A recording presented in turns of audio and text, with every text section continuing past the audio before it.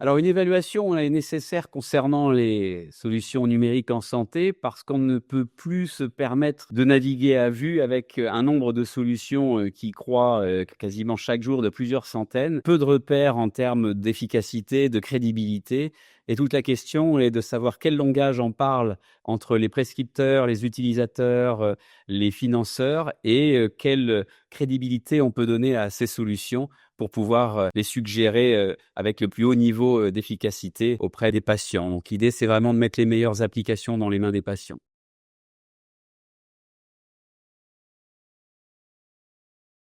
Alors on a fait un partenariat avec, l'INES et Willing Care, pour, optimiser l'évaluation des solutions en santé, pour avoir accès à une méthodologie commune qui puisse, finalement réussir aux concepteurs de ces applications en leur donnant une ligne stratégique de développement, la plus optimale possible, sans s'égarer vers des éléments, inutiles et surtout sans oublier des choses fondamentales dans leur stratégie, de développement et bien sûr pour avoir in fine un langage commun qui va pouvoir parler à tous, y compris aux concepteurs, jusqu'aux patients ou aux prescripteurs.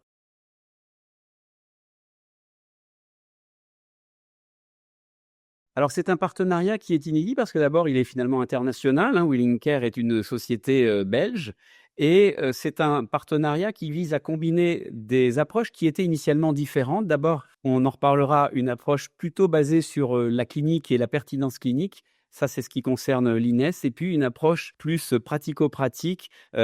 usage, performance, technique, modalités de déploiement, et ça, ce sont des éléments effectivement qui vont se combiner avec une complémentarité et un tout en un qui va éviter à des, utilisateurs de ces solutions d'aller chercher, des scores à droite et à gauche pour espérer avoir, la meilleure combinaison et exhaustivité, de leurs données.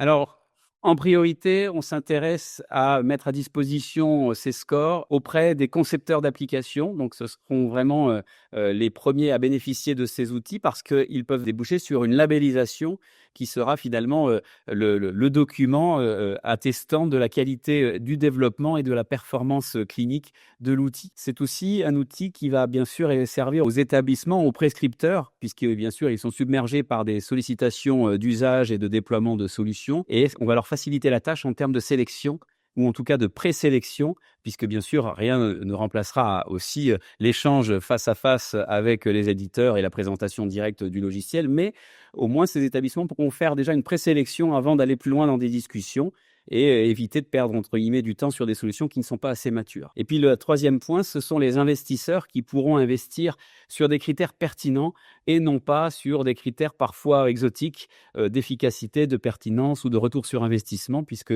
on se basera non seulement sur les performances cliniques et la probabilité même de remboursement de ces outils, mais aussi sur des données financières de ces structures en mesurant leur solidité.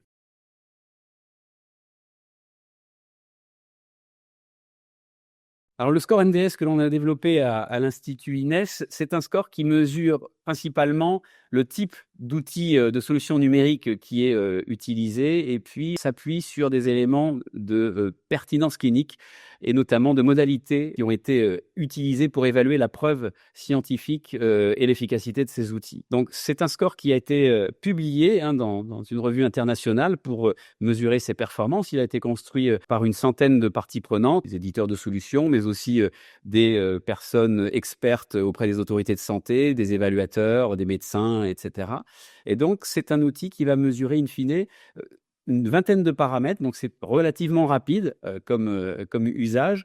et va donner une cotation, A, B, C, D ou E en termes de performance et même de probabilité de remboursement et donc si on est un A, à ce score, cela suggère que l'on est dans les 20 des solutions les mieux cotées en termes de niveau de preuve clinique, en termes de, possibilité de répondre à une question médicale. Si on est dans les E, bah, c'est plutôt on est dans les 20 les moins bien cotés et rien que cette notation peut permettre déjà de faire une présélection par, les prescripteurs, par exemple et concernant les concepteurs d'applications, ce score va leur donner les pistes pour améliorer le résultat, donc en leur suggérant, par exemple, d'avoir un directeur médical, ce qui paraît, assez évident, mais que simplement, 20 des structures n'en ont pas et donc leur donner des pistes pour améliorer, leur score et évidemment avoir une probabilité de remboursement, si c'est leur modèle économique, la plus élevée possible.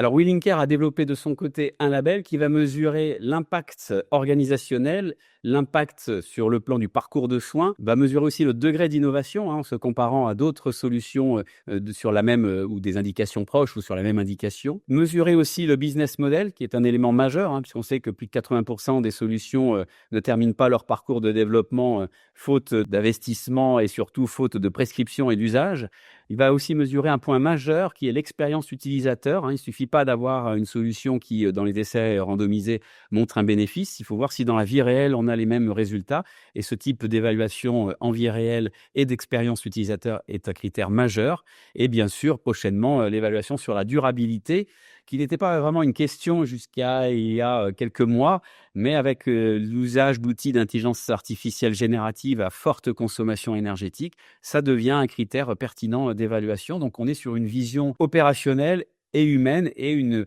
mesure de la scalabilité aussi, même si c'est pas très joli, de la mise à l'échelle de ce type d'outils.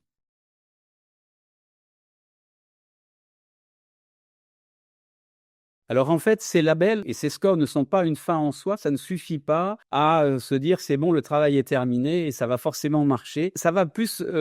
s'orienter sur un concept de tremplin qui va ouvrir des portes, notamment en termes de prescripteurs, en termes d'investisseurs et même en termes de préparation à des dossiers de remboursement. On a fait justement, le calcul de la relation entre bon score et probabilité de remboursement et la corrélation est très élevée. Et forcément, on s'appuie sur des critères qui sont les critères de l'HAS pour la France et d'autres critères pour d'autres pays. Donc, ce sont des scores qui peuvent en plus s'appliquer autrement que dans le pays local. Et en plus, plus important, c'est le cap qui est donné avec ces outils qui va permettre d'éviter de s'égarer vers des développements ou des stratégies qui ne sont pas spécialement utiles ou validées et donc provoquer une montée en maturité en s'appuyant sur un socle de données qui sont solides. Donc, on n'oublie rien et on a le tremplin pour ouvrir des portes plus facilement sur des prescripteurs et des investisseurs.